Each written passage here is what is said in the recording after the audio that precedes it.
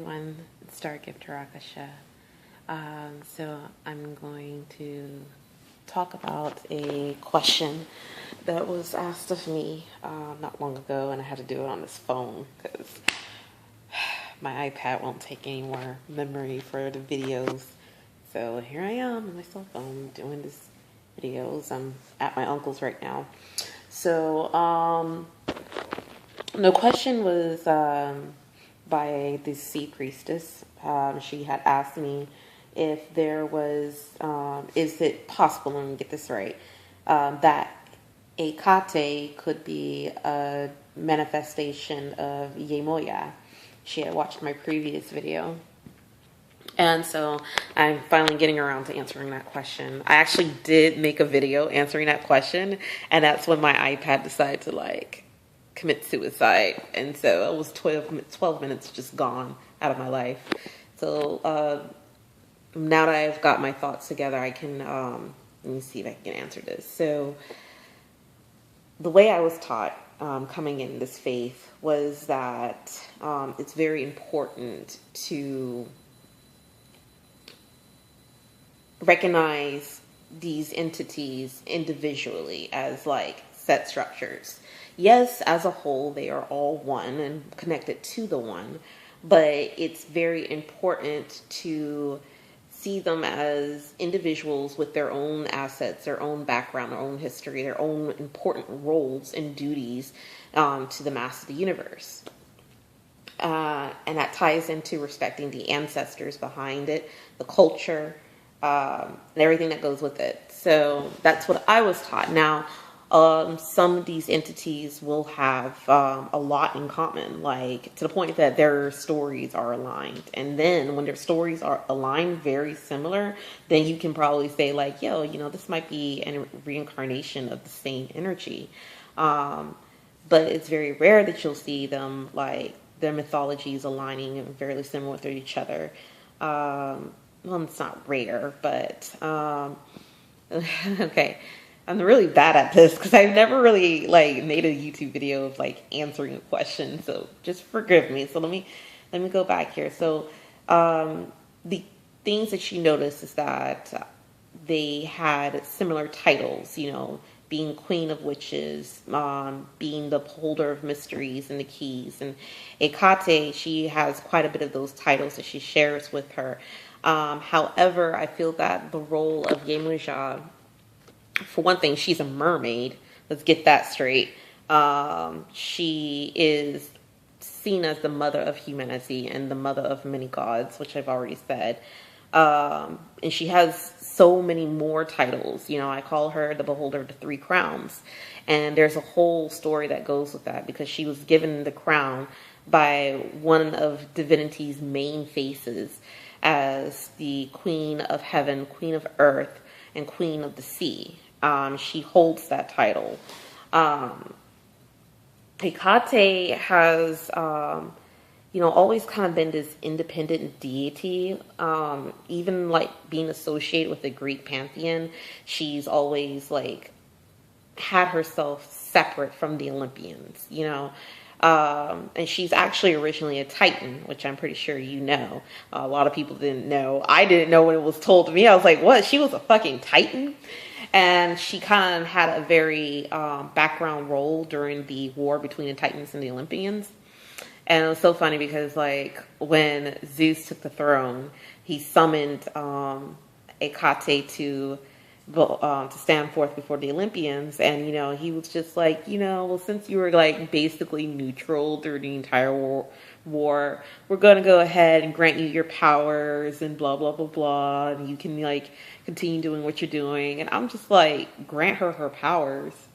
What? You can't grant her nothing. She is what she is. She is powerful than you. Actually, she's probably powerful than all of them put together. That's how ancient and wise that Hecate is. She has that strength. I've had the honor and privilege of meeting her in person when there was a ritual that was performed that she took into a human vessel. And she used that to maneuver. I can't say too much because it was clan work, but she's a force to be reckoned with. I have so much respect for her. I've seen her in her pregnant form. I mean, so I do understand. Before, I didn't understand her as Maiden Mother Crone. A lot of people tend to like associate her power with crone energy, but she is Maiden Mother Crone. She can come in many forms. I don't know any stories where she's consorted to anybody. And that's a very big deal with Yemoja. Like, she has tons of husbands. And when she incarnates, she's like always wedded to someone. And she's definitely a matriarch power.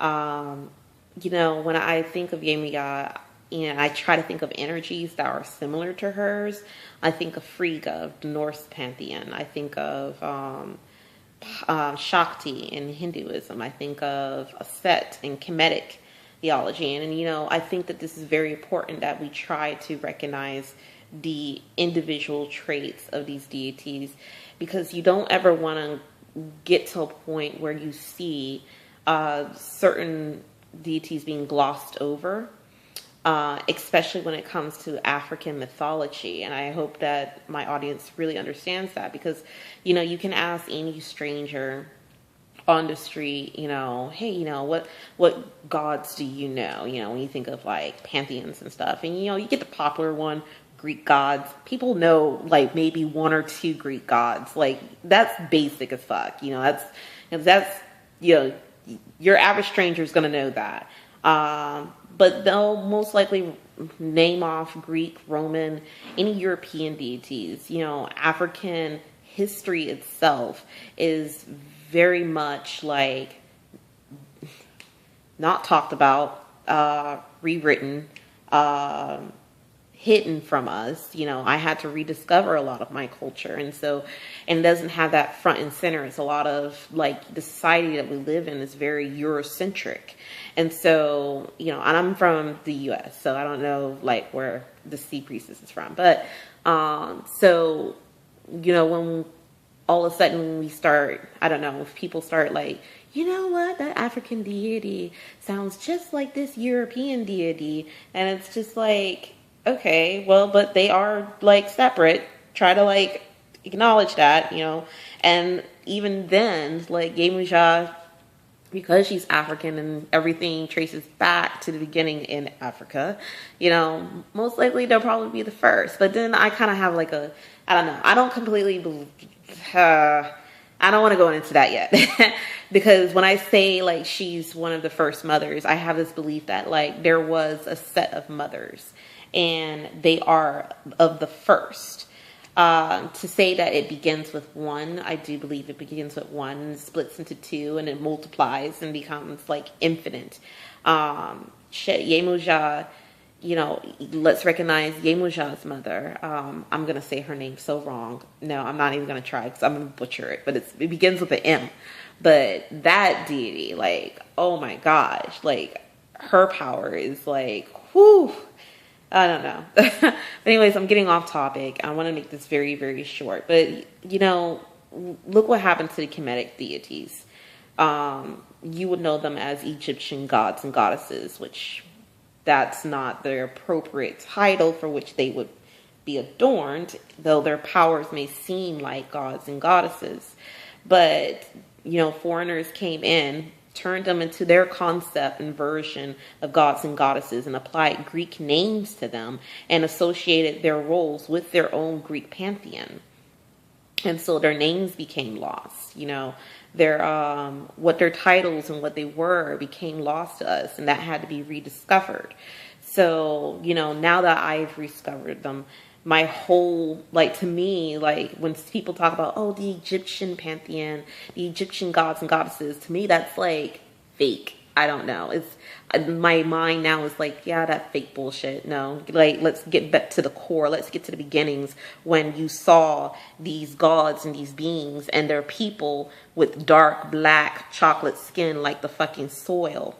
Like, so that's, but as you saw, it got glossed over, it got lost. So I'm very, very careful to, like, you know, try to gloss over the power and the entity and the presence for which Yemoja is. Because she's, I don't want her to be lost in time. if anything, you know, a lot of us, we try to revive everything that was taken from us in our culture and bring it back into fruition when it comes to our community. So I hope you understand that when I explain it like that. I feel like I didn't explain it very well, but this is my first time on a cell phone and I'm not pretty happy about it. But anyways, I'm gonna go ahead and end this video, guys. And you know, I hope I get a response from you, Sea Priestess. I hope I answered it the best way I could. I probably didn't give you the answer that you wanted, but it's the answer I got. So, all right then. Bye, honey. Bye, guys.